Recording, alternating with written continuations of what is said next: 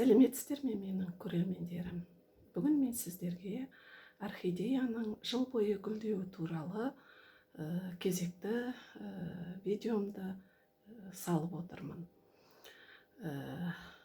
Өткен видеомда мен сіздерге осы орхидеяның жыл бойы қалай гүлдеу керек екендігі жайында айтқан болатынмын. Енді міне ол кезде менің орхидеяларымның гүлдері түсіп, түйіндеп тұрған болатын. Одан кейін міне ол октябрь айының ортасы болатын. Қазір міне декабрь айының аяғы, соңғы күндері сол бүршіктер менде міне 2 ай бойы гүл атып тұрды.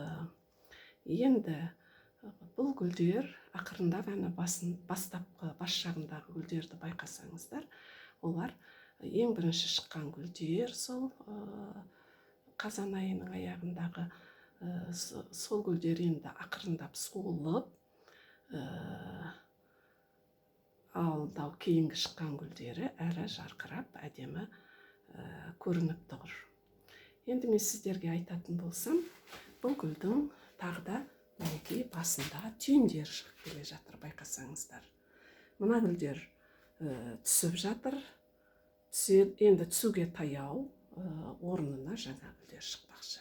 Және сонымен бірге мына жерде де міне жаңадан бұтақ шығып келе жатыр.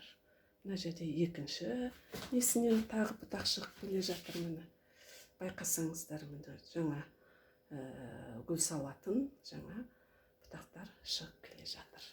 Және сонымен бірге мына орхидеяның жапырақтарының арасында анықтап қарасаңыздар, кішкене ғана тағы да бір жаңа гүл шығаратын бұтақ шығып келе жатыр. Мінекей балалар, бұл орхидеяны жыл бойы қалай гүлдеп тұруға болатындығы жайында осы видео. Енді бұны мен өткен жолы айтқан болатынмын. Суаруға үлкен мән беру керек. Жаңағы чесноктың суымен 2 аптада бір рет жаңағы суарып тұру керек. Сол кезде орхидея өздеріңіз айтпақшы, жыл сайын деппін, жыл бойы қысы жазы осылай тоқтамай гүлдеп тұрады. Қош сау болыңыздар. Тыңдағандарыңызға рахмет.